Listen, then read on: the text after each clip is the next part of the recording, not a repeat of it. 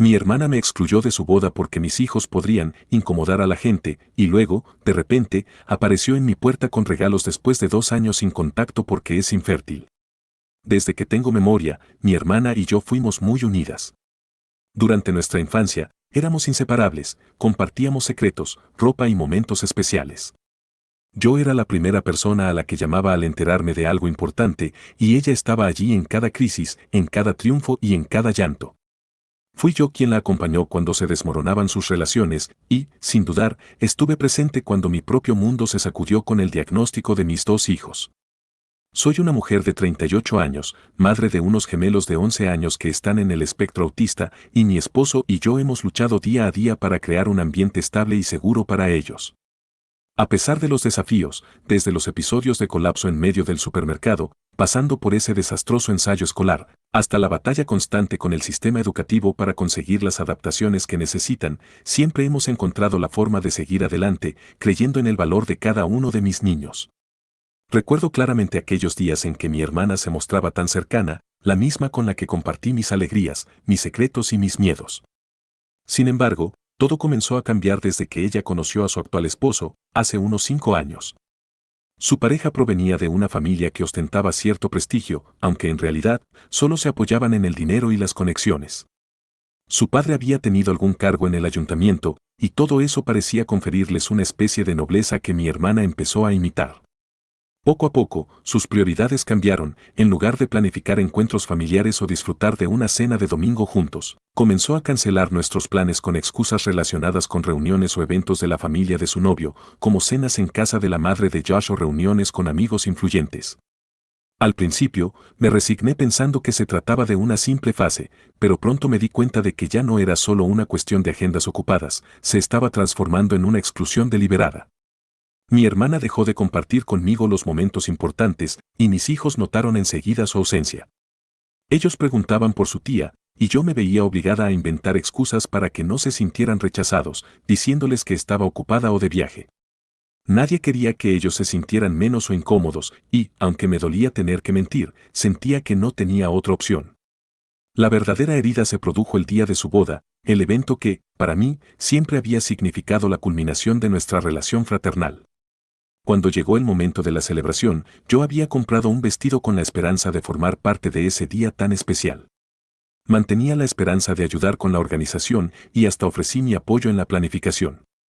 Sin embargo, en un giro inesperado, me enteré a través de Facebook de que mi hermana se había casado sin mí. No solo había sido excluida del grupo de la boda, sino que ni siquiera había recibido una invitación para asistir como invitada. En la lista estaban mis padres, algunos primos y hasta personas de épocas lejanas de nuestra vida, pero mi nombre y el de mi familia no aparecían.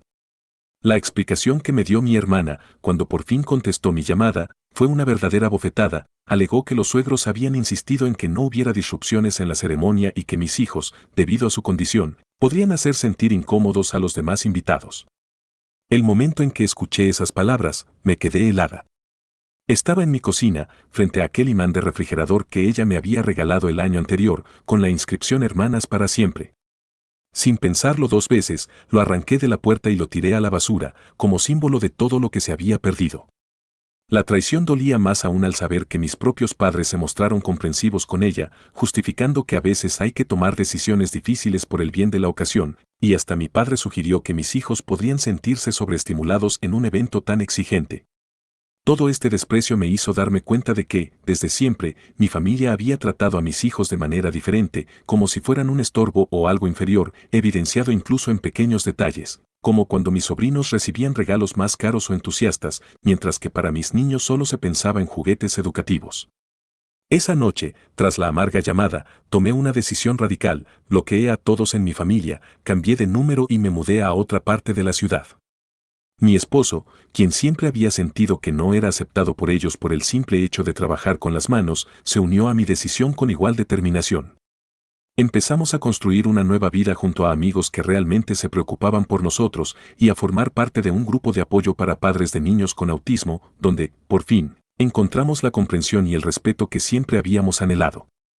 Durante más de 2 años, mantuvimos esta distancia y, aunque ocasionalmente veía algún comentario o post sobre ellos a través de amigos en común, traté de ignorarlo. Yo creía que ese capítulo de mi vida estaba cerrado, que la herida sanaría con el tiempo.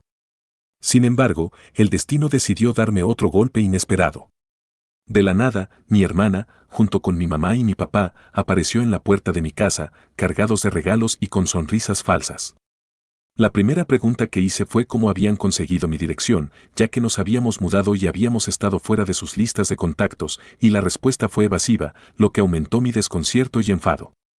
Me parecía que habían recurrido a métodos poco éticos para localizarnos, como si hubieran contratado a alguien. En ese instante, comprendí que todo este reencuentro no tenía nada que ver con el deseo genuino de reconciliación, sino que parecía estar motivado por el hecho de que mi hermana no podía tener hijos propios. De manera casi mecánica, ella comenzó a llorar, expresando lo mucho que extrañaba nuestra familia, mientras mi mamá se sumaba a su discurso, hablando de que habían reflexionado sobre sus errores y que ahora, al parecer, querían enmendar el pasado. Mientras tanto, mi papá se mostraba incómodo, sin saber realmente cómo contribuir a la conversación. Sentí en mi interior una mezcla de rabia, tristeza y confusión. Era posible que después de todo el dolor causado excluirnos del evento más importante de su vida, tratarnos como si fuéramos menos y hacernos sentir que mis hijos eran una carga, mi familia quisiera ahora reinsertarse en nuestras vidas solo porque ya no podían cumplir con sus expectativas de tener una familia perfecta. Con la voz entrecortada, les dije que lo único que querían era una relación ahora que no podían tener su ideal familiar. Les hice ver que mis hijos, a quienes han tratado de forma despectiva, no son objetos de lástima ni simples apoyos emocionales que puedan ser usados cuando les convenga. Les recordé cómo solíamos tener cenas dominicales, en las que la calidez y la unión eran la norma, y cómo, de repente, esas reuniones cesaron en cuanto mi hermana empezó a salir con su nuevo esposo. La conversación se volvió aún más tensa cuando mi mamá empezó a decir que yo era cruel, a lo que no pude sino responder que no se trataba de ser cruel, sino de defender la dignidad de mis hijos, quienes merecen respeto, empatía y, sobre todo, ser tratados como niños con derechos y sentimientos, no como defectos que deben ocultarse. Actualización 1. Al ver la cantidad de comentarios y el apoyo recibido en redes, me vi obligada a aclarar varios puntos que algunos habían malinterpretado. Quiero dejar claro que mis hijos no son severamente autistas, sino que tienen algunas dificultades sensoriales y problemas con las señales sociales, son niños que pueden asistir a bodas y eventos con la preparación adecuada. Uno de ellos es muy callado y disfruta de sus juegos, mientras que el otro es más activo, pero sigue las reglas con claridad cuando se le explican. Sin embargo, lo que me dolió profundamente fue ver que mi familia nunca ofreció ni una disculpa genuina por haberlos tratado como si fueran una molestia o una vergüenza. Durante la reunión, solo se centraron en expresar sus sentimientos y lo difícil que había sido para ellos, sin mencionar el daño que habían causado ni reconocer que sus acciones habían lastimado a mis hijos. También respondieron a comentarios de conocidos y a las críticas de aquellos que decían que yo usaba la condición de mis hijos como excusa para estar enojada, a lo que simplemente contesté que no tenían idea de lo que hemos vivido. Mi esposo, que siempre ha sido mi apoyo incondicional, recordó episodios pasados, como cuando nuestros propios padres en lugar de ofrecernos ayuda, nos enviaban artículos absurdos sobre curas o sugerían dietas milagrosas. Estos recuerdos me hicieron cuestionar seriamente si alguna vez podré dejar atrás el resentimiento que siento, sabiendo que aquellos que deberían haberme apoyado se han mostrado incapaces de entender y aceptar la realidad de mis hijos. Actualización 2. Aproximadamente una semana después de aquel tenso reencuentro en la puerta de mi casa, las cosas se volvieron aún más complicadas. Sin previo aviso, mi hermana se presentó en mi lugar de trabajo, un pequeño despacho en el que laboro a tiempo parcial. Nadie en la oficina estaba preparado para ver a mi hermana irrumpir durante mi turno, y yo, aunque llena de ira, me vi obligada a sacarla del edificio para evitar un escándalo frente a mis compañeros. En la acera, ella comenzó a dar un discurso sobre la búsqueda del alma y afirmaba que, tras mucho reflexionar, había comprendido lo importante que era aceptar a las personas tal y como son. Insinuaba que incluso su esposo había cambiado su manera de pensar respecto a los niños con necesidades especiales. Todo lo que decía sonaba ensayado, poco genuino, y lo acompañaba revisando constantemente su teléfono, como si estuviera leyendo un guión. Lo peor fue cuando mencionó que quería presentarnos en una próxima reunión familiar, en la que supuestamente su familia extendida vería cómo los niños especiales pueden ser una inspiración, como si mis hijos fueran simples accesorios para demostrar su evolución personal. Esa declaración me hirió profundamente y me hizo sentir que, en realidad, nunca habían querido reconectar conmigo, sino solo exhibir una imagen mejorada ante sus allegados. Ese día, mi jefe, que notó mi evidente agitación, me permitió irme antes de tiempo. Esa salida temprana fue un pequeño respiro en medio del caos emocional que me envolvía, mientras reflexionaba sobre el significado de familia y si realmente valía la pena retomar relaciones con personas que no han sabido reconocer sus errores. Actualización 3. La situación tomó un giro aún más dramático cuando, de la noche a la mañana, descubrí que mi hermana había comenzado a difundir en redes sociales una serie de publicaciones en las que se retrataba a sí misma como una tía dolida y olvidada, mientras que me pintaba a mí como una madre vengativa que usaba a sus propios hijos como arma.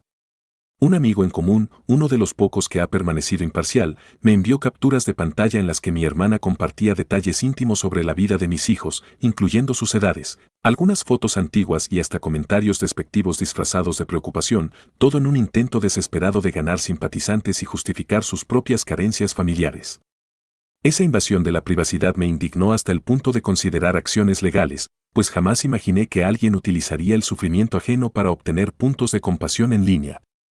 Pero los problemas no terminaron ahí. Ayer, recibí una llamada de la escuela de mis hijos, informándome que mis padres se habían presentado en el establecimiento, haciéndose pasar por los abuelos para sorprender a los chicos durante el almuerzo. Afortunadamente, la escuela tiene protocolos muy estrictos sobre visitas no autorizadas, lo que evitó que la situación se volviera aún más caótica. Al enterarme, no pude contener mi enojo y exigí a mis padres que, de volver a intentar algo similar, tomaría medidas legales inmediatamente. Mi madre, con lágrimas en los ojos, trató de justificar sus acciones diciendo que se sentían desesperados y necesitados de contacto, pero para mí eso no es una excusa. Esa misma noche, el timbre de la puerta volvió a sonar, y esta vez fue el esposo de mi hermana, quien dejó caer un sobre con una carta formal de disculpas y un cheque con una suma considerable, supuestamente para el futuro de mis hijos. La carta, rebosante de frases vacías y disculpas genéricas, no mencionaba en absoluto el daño real causado ni ofrecía una explicación honesta. Mi esposo y yo nos reímos, al menos en parte, al leerla, conscientes de que aquella persona aún no lograba comprender la magnitud de su error.